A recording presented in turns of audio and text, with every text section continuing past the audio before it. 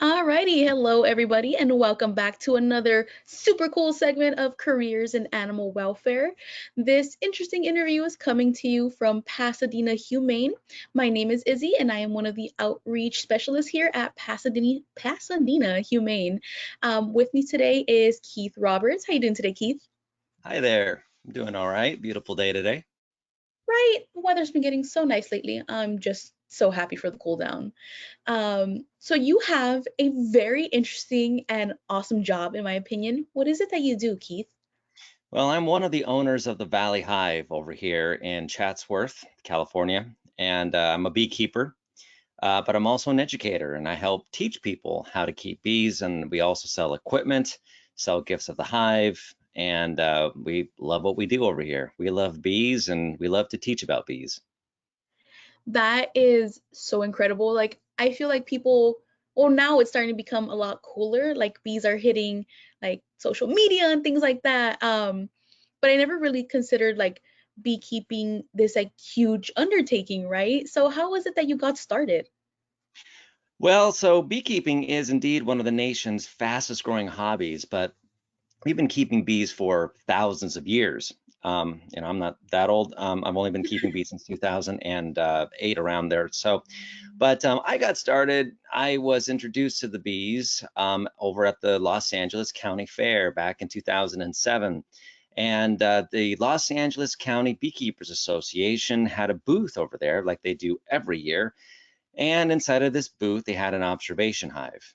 And it's basically a hive of bees in glass, and I fell head over heels in love. I just did not want to leave, and I harassed that beekeeper for hours, asking question after question. And I finally said, "Well, how do I get into this?" He said, "Well, you got to read everything you can, and then you should find a local mentor and train under him for a while." So I left the county fair and I went to a place called Barnes and Noble. For all of you kids, that's called a bookstore. And I bought every single book with the word bee on it, read it cover to cover, and then I went about to find a mentor, which I did next to where I worked in North Hills. His name was Walt McBride, and I called this man every Monday for about 3 weeks, and he didn't want anything to do with me. I called him once. I said, "Hey, I just want to work for you for free. I want to learn how to do this." And he said, "Nah, it's always more trouble than it's worth." Click. And I called him the next week and I said, "Hey, it's me again. What do you think I'm?" And you say, "What do you think I'm going to say this week, Keith?" "Yes, no." Click. And I called him the following week and he said, "You're just going to keep on harassing me, aren't you?" I said, "Probably. I just want to make sure that you know I'm available." He said, "All right, put on the worst clothes you have and come on over." And he put me to work and we became close friends. I worked under him for a couple years. And then I started my company in 2009, specializing in removing colonies from structures and businesses and residences and repurposing them into hives so I could service orchards and start building um, my business with honey sales and candle making and all of that really good stuff. So that is my genesis. And along the way, I got really involved with the Los Angeles County Beekeepers Association, which has been around here in LA since 1873. So there is a lot of wonderful tradition with beekeeping here in our county. That is amazing. Now, you got kind of your start at the L.A County Fair. Is that something that's now incorporated into your own programming for education? Do you hit circuits like that? Well, so I have an observation hive inside of our shop here at the Valley Hive in Chatsworth. We have an 8 frame observation hive in glass where people can come see the bees any day of the week. The only day that we're closed is Wednesdays. Other than that, from 8:30 to 5, you can come over here for free and see the bees. And That is we love to amazing. talk about them. And while you're there, of course, we've got all the honey and the honey sticks and all the good stuff and books and everything else for you to check out. But I really wanted to make sure that I paid it forward, so to speak, from what I experienced at that fair all those years ago and how much power that single hive had over me, where you see those bees and you get it. You finally get it. So. Okay. And you mentioned your mentor before. What kind of work did he get you started on to be able to like grow into the person you are now?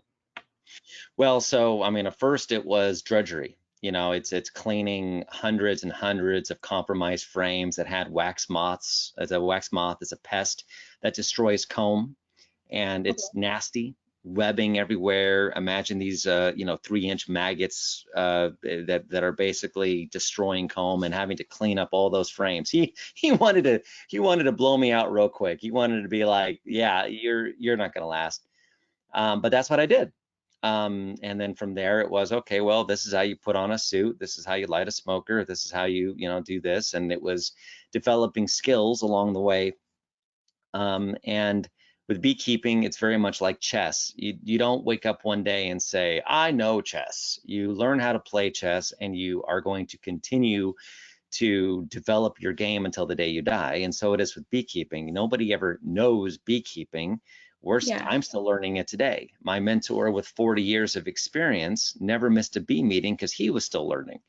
And so he provided me the opportunity to work beside him in a variety of really crazy circumstances, from removing bees from rooftops to trying to fix hives that had tipped over in a storm at some orchards in Somas. And so because of that wide varied experience that I got in a comparatively short amount of time, it helped me develop as a beekeeper so much quicker, just by doing it and doing it often. Okay. And I feel like that's always the best way to do it, just like kind of jump in and start learning as you go. I mean, obviously doing things safely because you are dealing with, a live element, but being able to get that hands-on experience is invaluable. And that's amazing that you were able to do that. If somebody was looking in their own neighborhoods to try to find a mentor, what are some resources you would recommend? Well, if in particular about bees, then I would recommend the Los Angeles County Beekeepers Association, the very same one that puts on that fair. And I was very fortunate to have served as the vice president and president of that association. And we meet the first Monday of every month, and kids are welcome. And right now, everything's on Zoom, so you don't even have to leave your house right now. So it's just perfect. So you can check out www.the Los Angeles County Beekeepers Association.com, or just type that into Google and it'll pop up, and click the link. And you can find out a lot more. And it's an amazing nonprofit. They do so much work for the urban beekeepers and for the community at large, teaching the community about the importance of honeybees and pollinators. So for those of us that maybe only know the basics of it, what role do pollinators play in our communities? Well, so first and foremost, they're responsible for 30% of everything that you eat. So every third bite of food that you put in your mouth is because of the bees. All right. And a lot of people don't think about that. A lot of people just think, well, you want food, go to the store, there, food. And that's not the way it works. Our system, our way of life, the way that our agricultural system is around the world, and especially in this country, is heavily dependent on bees. And we have migratory beekeepers around the country that have to move their bees from crop to crop to ensure that pollination takes place. The first crop of the year is generally here in California in February. What's the first main bloom of the year? You've got the almonds. There's more beehives here in the state of California in February than any place else on the planet. And Wow. if you are a farmer, you can't even get crop insurance unless you prove you have so many hives per acre. That's how important honeybees are. So if we'd lost the honeybees, then our grocery stores would look very, very bleak. Be a lot of grain, and that's just about it. And so that is why pollination is very important. Okay. And are there any other pollinators that do the work of the honeybees on that same level? So there are a lot of different pollinators. There's thousands of different types of bees that aren't honeybees, like the blue orchard bee or the bumblebee. There's all different types of pollinators. Even wasps happen to pollinate. Okay, there's a lot of different pollination that does occur. But there is no other bee like the honeybee that can be easily managed so efficiently and trucked over to crops specifically to be pollinated as effectively as the honeybee. Wow, okay. That's actually really interesting to think about, even on like the global scale. I had no idea that farms had to have a certain amount of hives per acre in order to, get insurance. So that's very interesting to think about, like in the grand scale of things. You did mention that before you got started, you had to visit Barnes and Nobles and kind of read everything. Are there any books that you would recommend people to start with? So uh, depending on how you learn, Mhm. you can get into the nuts and bolts. Like the Backyard Beekeeper by Kim Flodham is a great one. But really, for people who are trying to, kind of think about the field, think about the importance of the honeybees, I suggest something a little more centered around the story of beekeepers and their families and the influence of bees. And one of them is called The Honey Bus. So you can Okay. check out The Honey Bus by Meredith May. That's a wonderful book, a great story. And Hour of the Bees by Lindsay Eager. And both of those we have here at the Valley Hive to come check out. Um, and those two books in particular will humanize bees. It'll get people to, first understand why we do this. How can a normal human being completely fall in love with a stinging insect, right? And if you're just reading a textbook about bees, that still doesn't come across. Still like, yeah, okay, I get it. They make honey, they make wax, and then we make candles with the wax, and we eat honey. I still don't get it.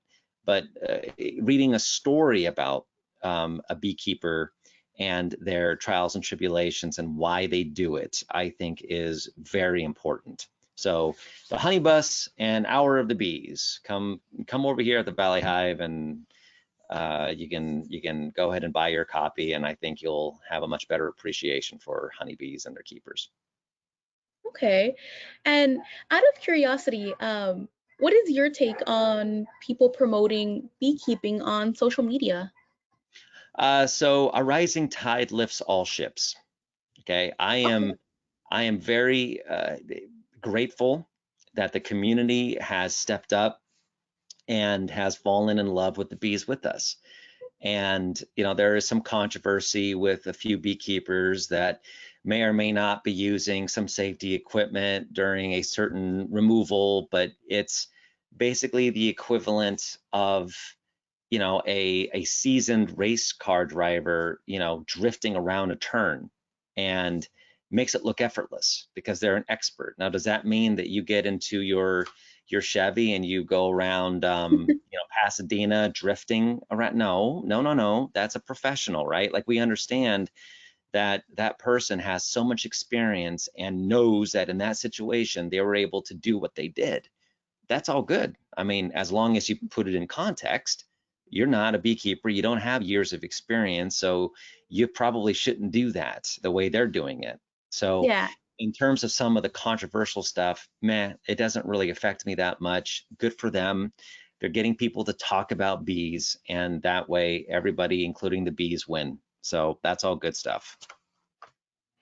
That's a great take on it. And I very much liked your quote. I feel like we don't get enough quotes on here, so that was actually pretty cool. And in your work, have you noticed that there's a weather that bees prefer that they thrive on, or are they kind of like a very hardy insect? Well, not this. What we're experiencing has been absolutely devastating. All right. How many flowers do you think it takes to make a pound of honey? How many visits? How many times must bees visit flowers in order to make a single pound of honey? What do you think? Um, wow, I don't know, maybe like a couple thousand? A couple thousand? Try a couple million. Wow, So about 2 okay. million flowers, right? So, and it takes the energy equivalent of 9 pounds of honey to build a single pound of wax, right? So that requires a tremendous amount of forage for a colony of bees that forages between 2 and 5 miles to find food. Now, what makes those plants grow? What's that stuff that comes out of the sky? What's it called? Oh yeah, rain. And it's the worst. I just read a report today. It is the driest year in 100 years. This is the worst year in a 20-year drought. All right. It's bad. Hmm. And so the bees here are struggling, and we really need it to rain. So outside of that, what we would love to see is a very nice wet winter with about 16 to 18 inches of rain that is spread all the way through maybe the beginning of or the end of March. And then from there, a nice warm spring and average summer, 60 to 85 degrees, nice bright sunny days, and the bees do really, really well. And there's historical records of beekeepers in our area, including in Pasadena, back in the 19th century, where in those foothills, beekeepers kept hundreds of colonies and those bees produce hundreds of pounds of honey each. So Wow. our region used to be very productive, and if it would only rain, it would be even better. So we definitely are experiencing climate change and suffering from it. And so, but as with everything else, we'll get through this as well. It's just another challenge. Yeah. So then I guess my question also like stems into what happens in the wintertime when things get extremely cold? Like how do you preserve the hives? So the bees know what to do. And Okay. so what happens is that bees will put honey above the brood comb. Okay. And so if you imagine here, I have my little demonstration hive here that I use for my online class. So we have our hive here, right? Here's our hive.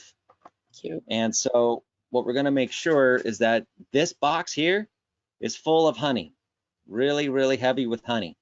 And this down here is where the queen has her brood.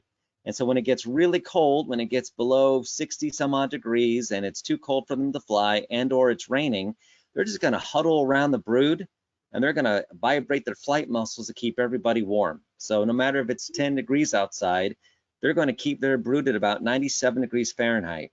And they're going to slowly consume the honey as they move upward, and they convert that honey into fuel to keep everybody warm and fed throughout the wintertime.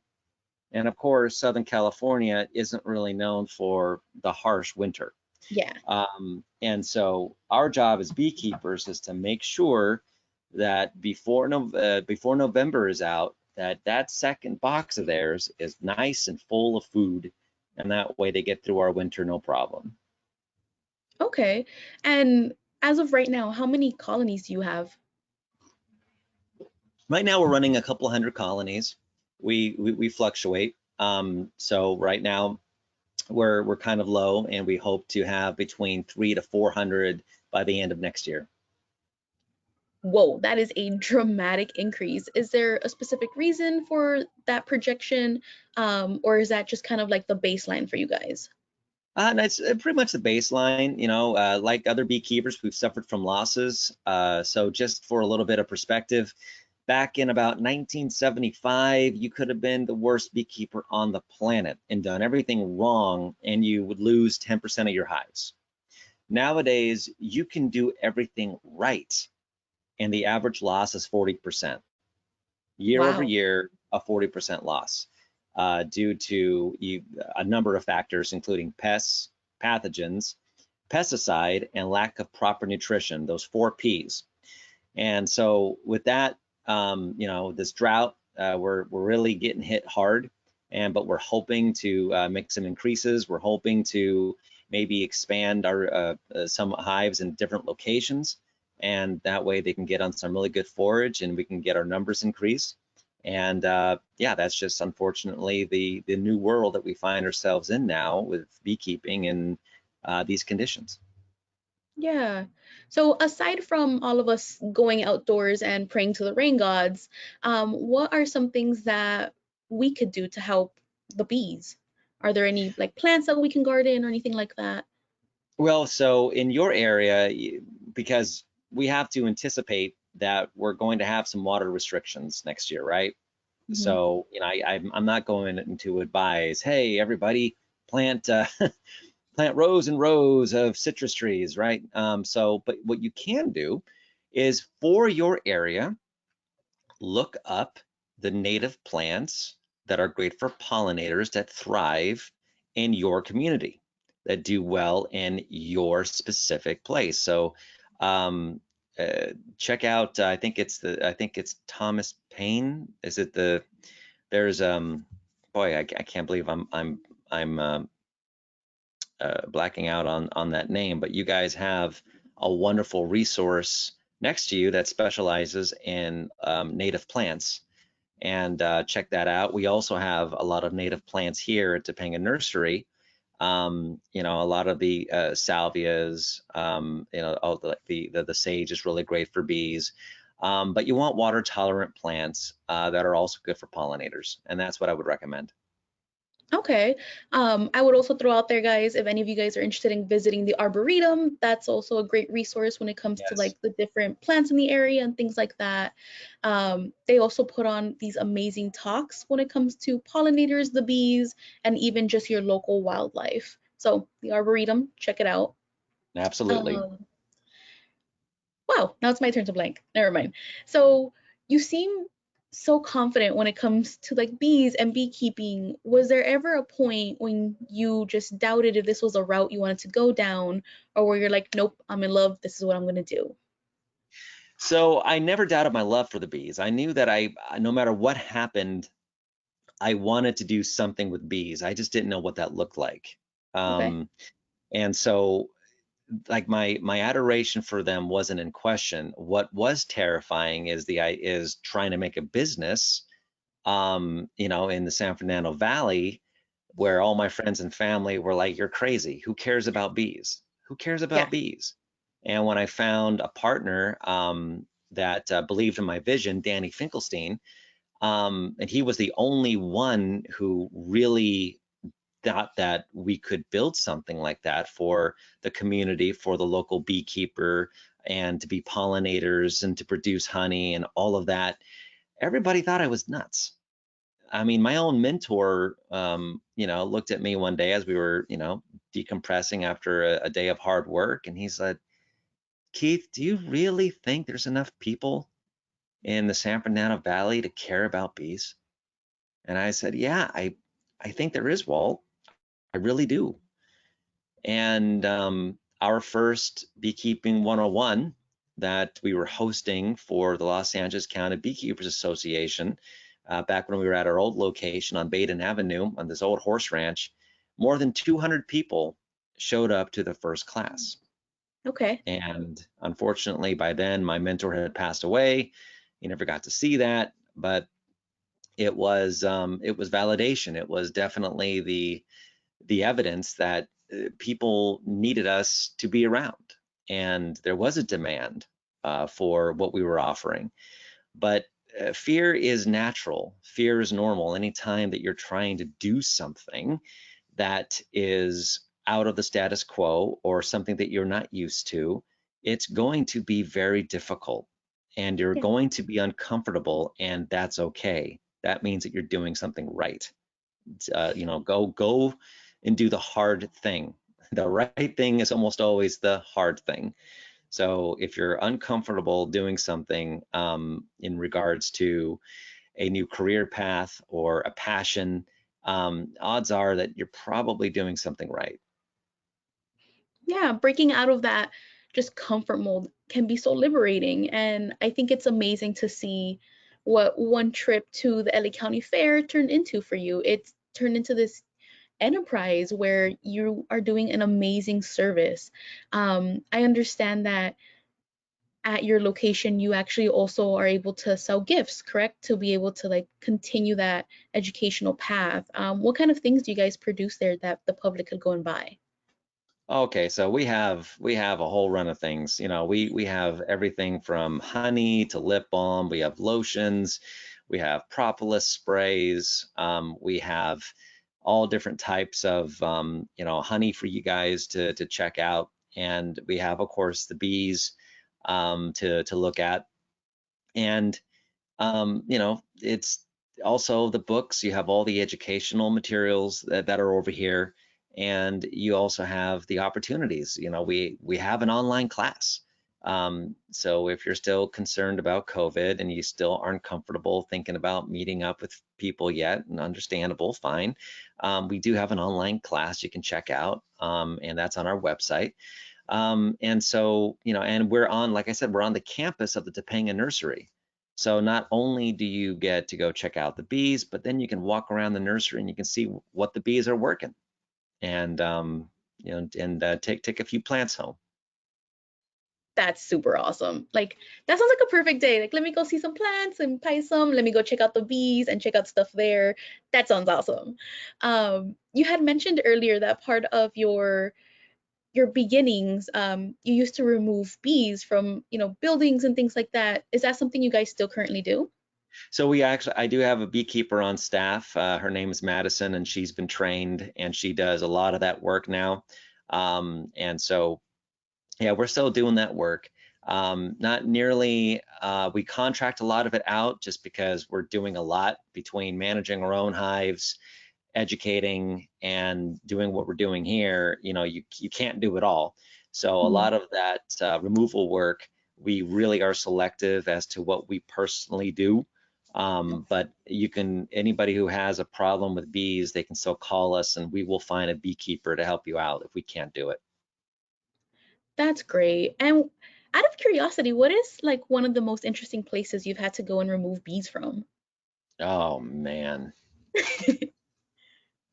Ah, well,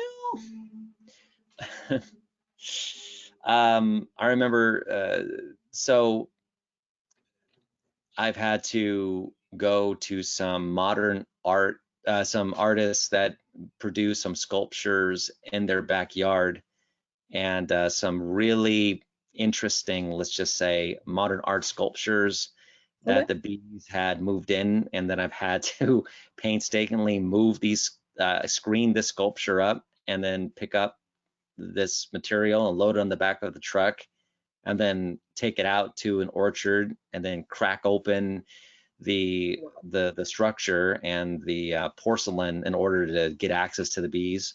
So I've had to do that. Everything from removing bees from tractor crankcases to ceilings to inside of studios. The bees seem to always find the most inconvenient place that requires the most work to remove them. But yeah, always an adventure with that stuff. I don't miss the days of getting up on a 30-foot ladder with a harness inside of a tree cutting down comb. I'm too old for that now, but it's it's rewarding work for sure. I just feel like, is that evolutionary? Like, are the bees just trying to find somewhere like they know their hive is going to be like the most protected? Is that why they get into all these nooks and crannies? Yes, and so basically what they're trying to do is that they're trying to find the best possible home that has, and if you want to check out a real amazing book called The Honeybee Democracy by Seeley, um, talks all about how a swarm of bees can decide where the best home is and how they make that decision. And Okay. they're able to measure the volume. They would rather have a south facing entrance. They would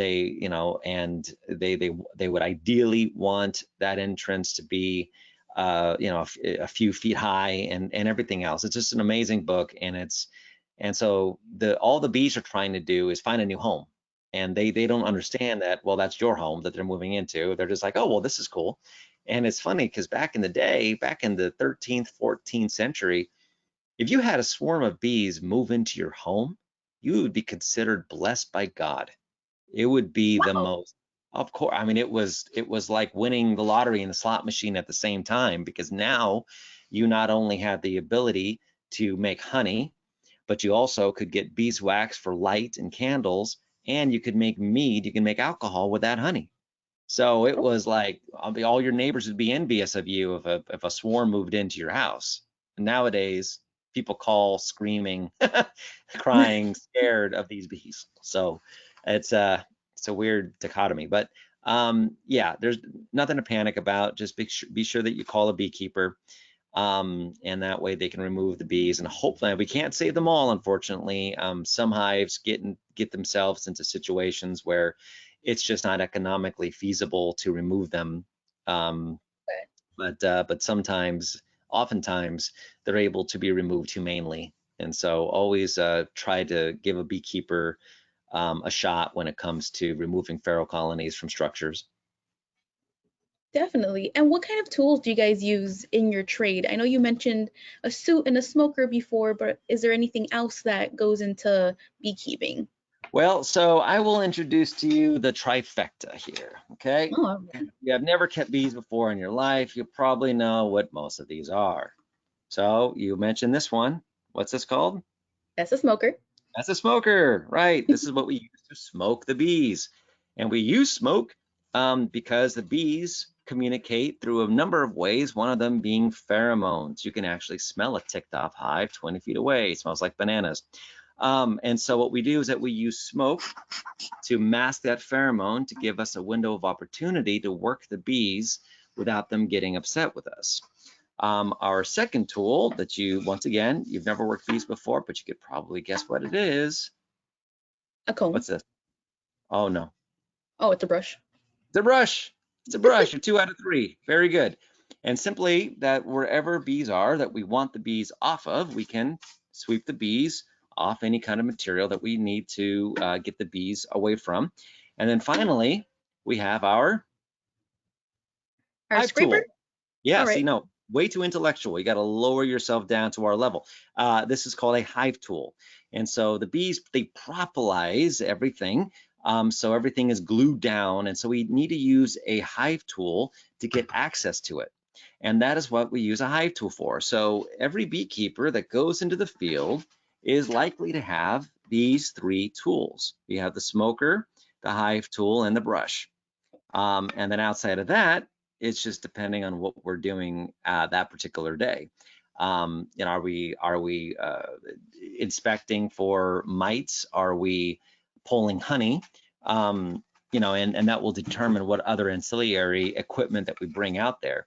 But these 3 tools is what we use every single day. Okay. And with those hives that are successfully removed from places, what happens to them? Do they get relocated to your location? Are they released? Like what goes on there? So so all those hives, they get put into hive equipment, very much like, the standard equipment here. And then from there, they're treated like all the other hives. They could be local if they're really sweet. We only allow known genetics, really sweet hives on location because we have classes here. So Okay. we only, want the nicest bees here. Feral colonies have the potential of not being so nice. And so from there, they're kind of monitored, and they're put in a quarantine yard and make sure they don't have any diseases. If the queen is compromised, we'll replace her, and they're treated like any of the other hives. Okay.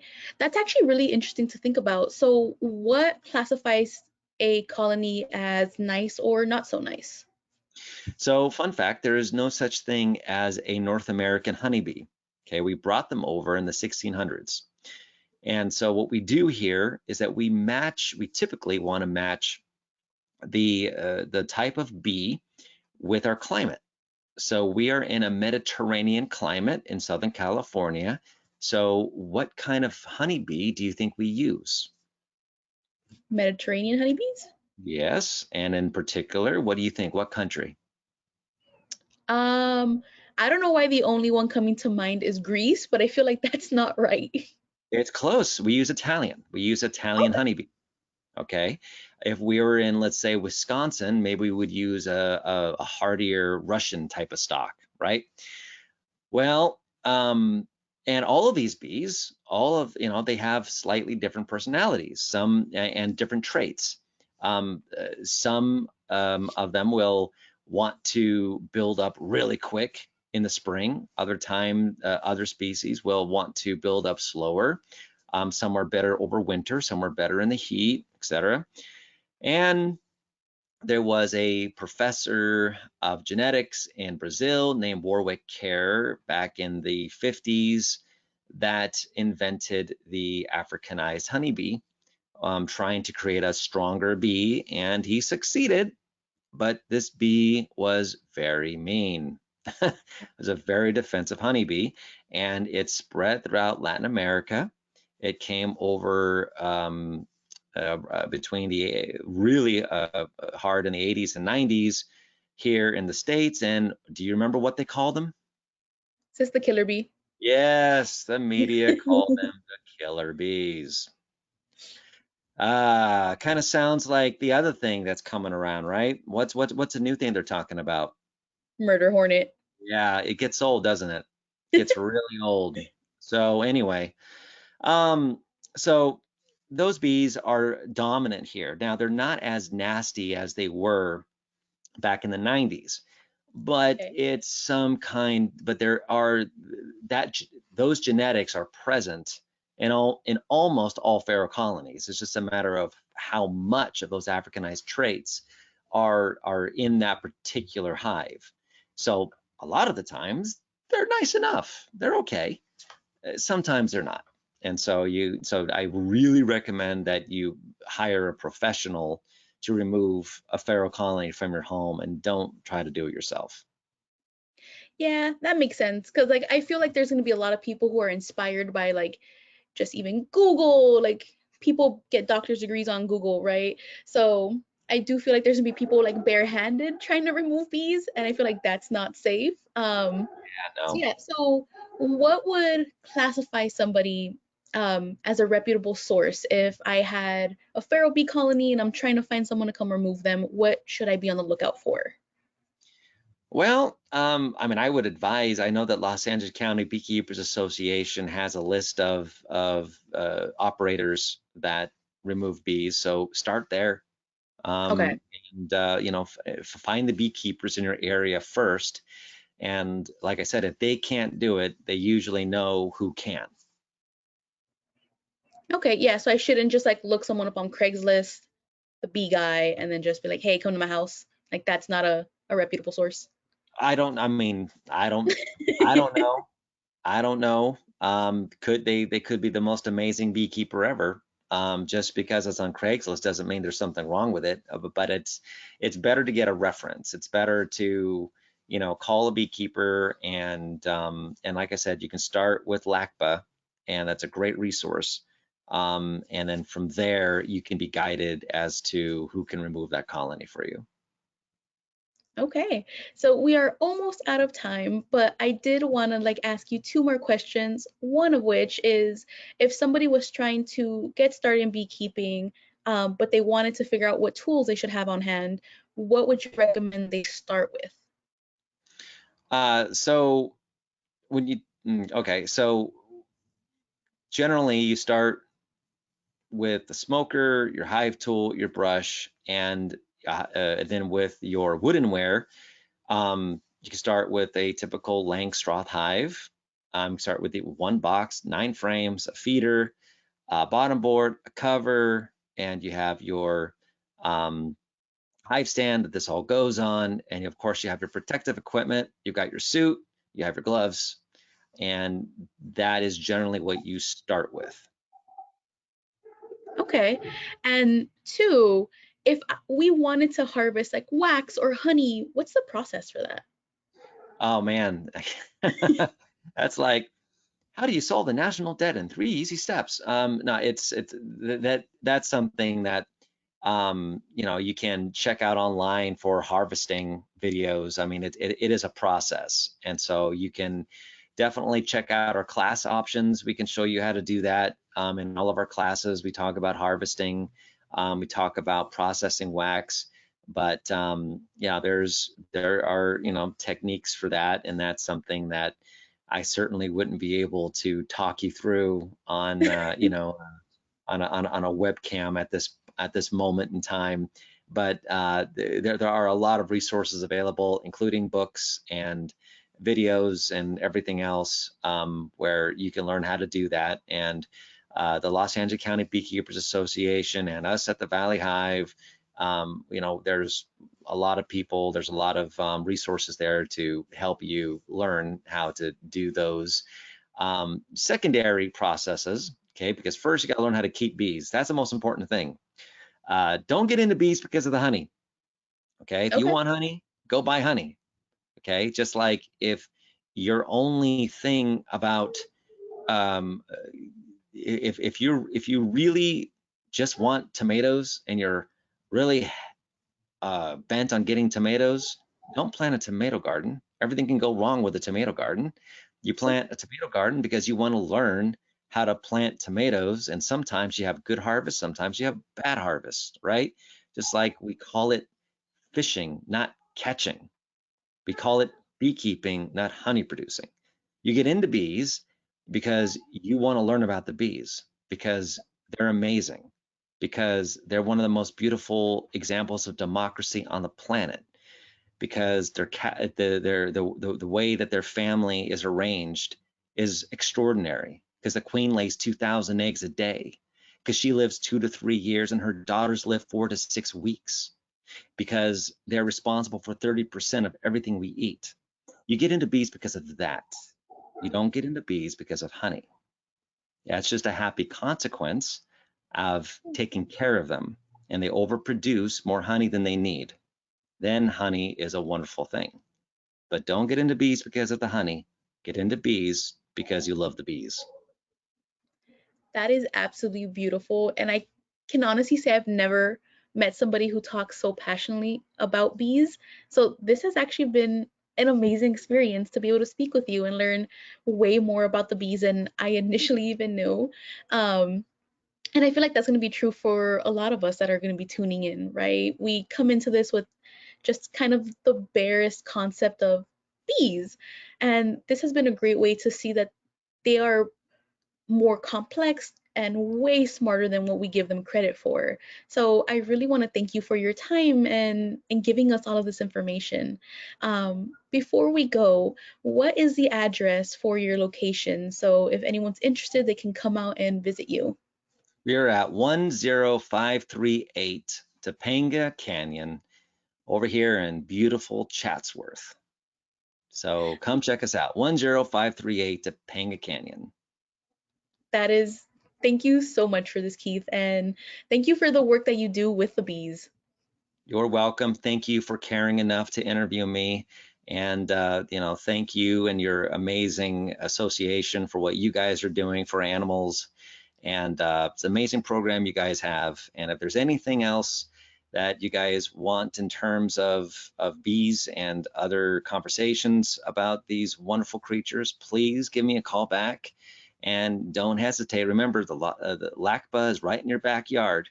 So check them out as well, and really look forward to seeing you guys here at the Valley Hive as well if you come out this way. Most definitely. Alrighty. Thank you so much, Keith, Take and care. have a great rest of your day.